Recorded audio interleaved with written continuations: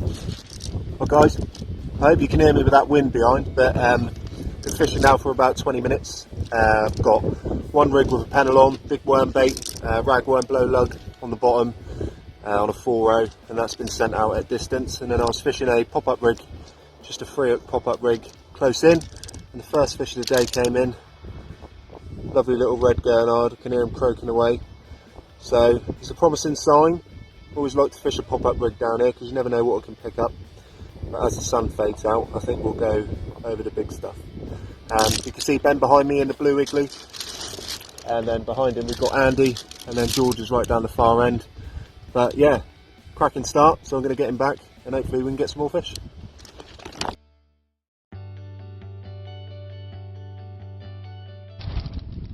Second cast on the pop-up rig. Again, little tiny strips of mackerel. Produced another nice red gurnard. A little bit of a better size, this one.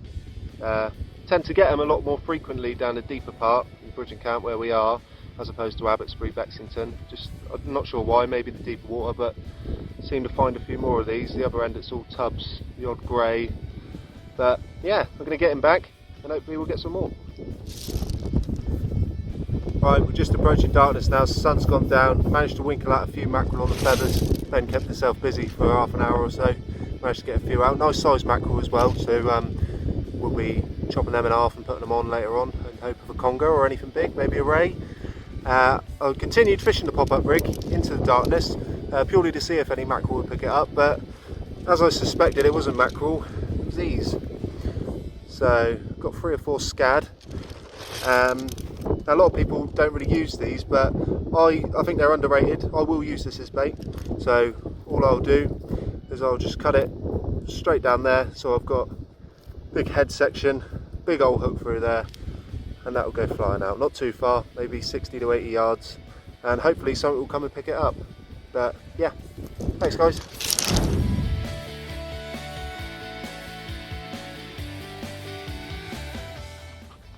Ben's just doing a bait up at the minute.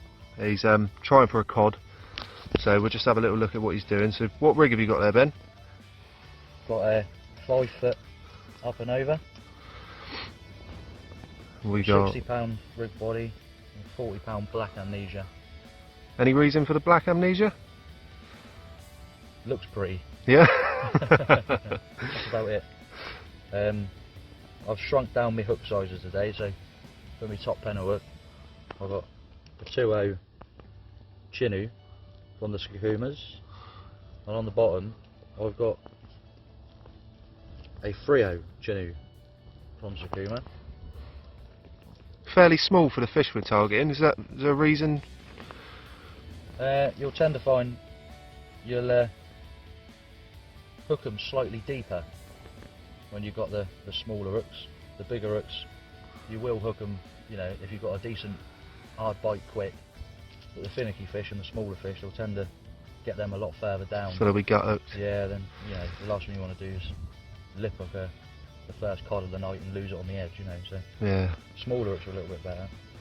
With a blow lug, I chuck the blow lug on. I don't bother pulling off all the tails. Some people yank off the tails. I don't see the point unless we're going for, like, you know, proper distance. But I mean, at the minute we're still just coming up from the bottom of the tide, so I'm not too worried.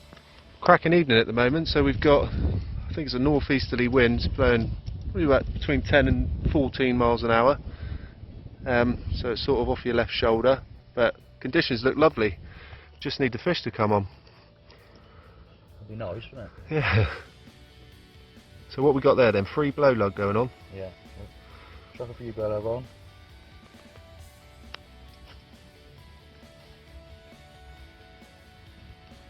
I always like to chuck on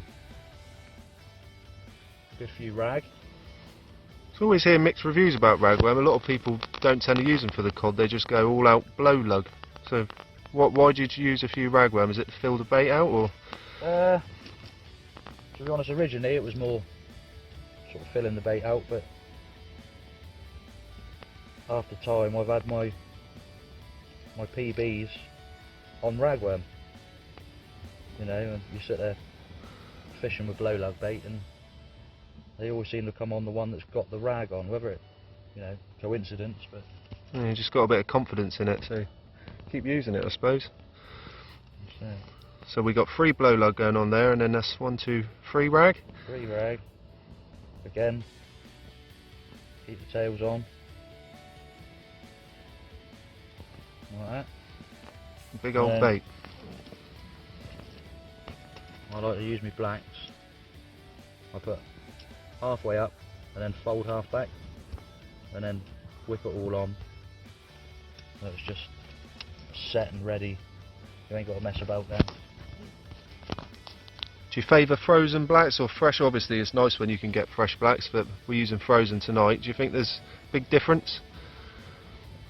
The hooking ability with obviously a fresh is a lot better, but you know the frozens will work just as well, as long as you've got like someone that will supply you nice frozen blacks that aren't, you know, freezer burnt and just not very nice looking worms. Mm.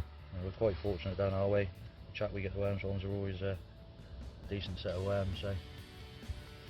And I believe they're French blacks at the moment, aren't they? Yeah, he's getting a lot from over in France. And obviously the standard whole thing, round 3 times. Whee! In through there. And I just like to pull that down a little, make sure that's right in there. See that tightening up there. So, just go in once more. And that'll be me bait. Fantastic. Let's hope to get into a few. Fingers crossed.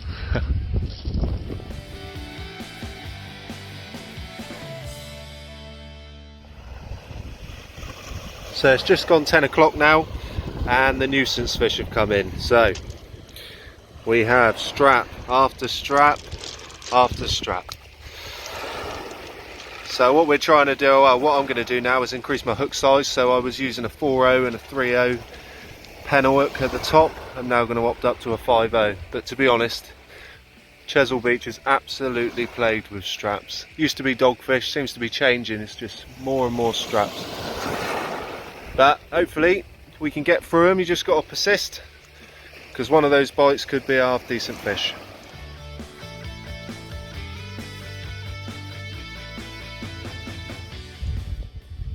So we just arrived. The next person up from me is Ben. How you getting on, Ben? Had anything?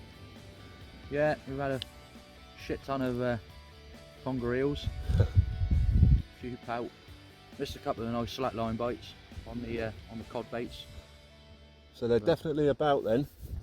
Yeah, they weren't nothing special, but big enough to slackline. So I don't think this east wind's helping us. Do you reckon that's got a big part to play? yeah, definitely.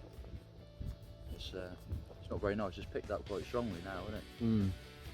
Blowing more east than northeast like it was at the start of the session, but yeah. Just got to keep our fingers crossed. We've got the best bit of the tide to come now. We're going to fish it up the high, so hopefully it brings a few different fish in other than pout and congers. Fingers crossed, mate. Keep the baits going out and we'll see. Right, let's wander up and see George.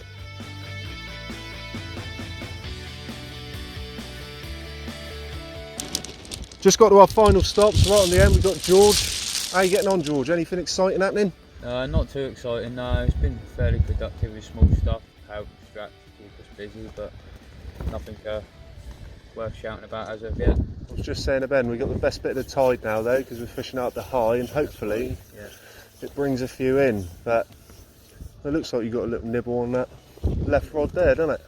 Yeah, something going on there. Yeah. Probably a small pout again. Right, there we go. There we go. Yeah, boing boing. That's it. You never know. You never know. Could be the next one. Yeah. Right, I'll catch up with you in a bit. It's approaching high water now. I've been down to see everyone to see how they're getting on, and it's much the same, to be honest. There's straps and pout coming in, which isn't uncommon down here. Sometimes you do get strapped out. You just got to persist, fish through it. I mean, the straps we're getting, I'll just hook one now. I mean, to give you a sort of, that's the sort of stamp of fish we're getting down here, and sometimes even smaller, sometimes bootlaces. I mean, you shouldn't moan because it's catching fish, but you know, what they do to the rigs, for those of you that have caught a conger, they wrap it up and, you know, you can lose hooks. It's just frustrating, but I'm still positive. You've got to remain positive. We got all the guys down here, so, you know, fingers crossed that we will find something a little bit more exciting than congers and pout, which ain't. I'm going to go down to see Ben now. He's going to do another bait up, and yeah, fingers crossed, keep on going.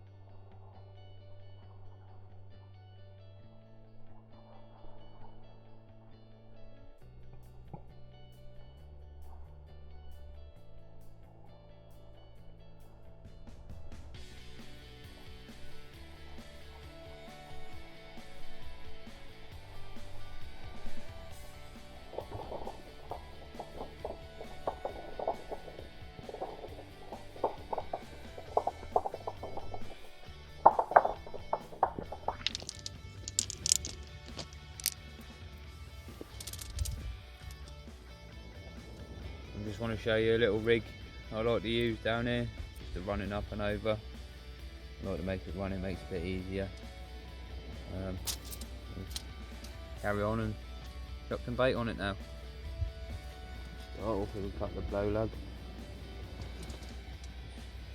Spread them straight on.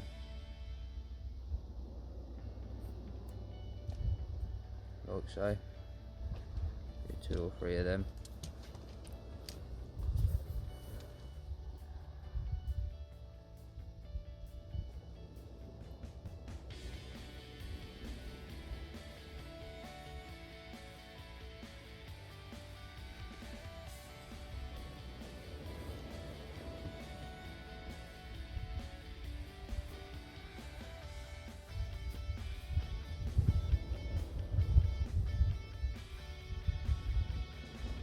Finish off with a pre-whipped flat.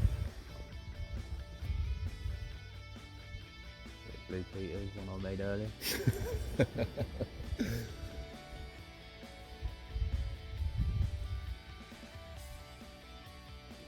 That just one black on there, is it? That's just one black, yeah.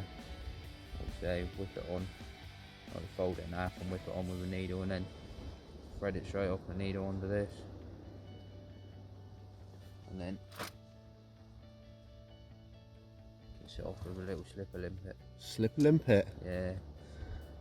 Is that a little secret? I find it can tend to pick out the fish when the fishing's a bit tough. It's certainly that, isn't it, Mush? It is at the moment, it is at the moment.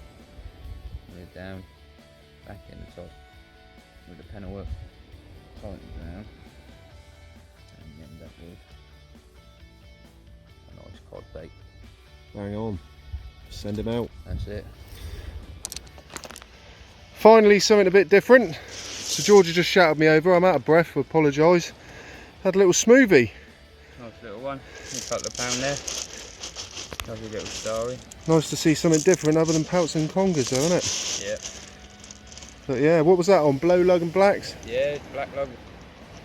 Believe it or not, it was the one we baited up earlier. It didn't have that secret slipper limpet on, did it? It did. Hey, that's the key.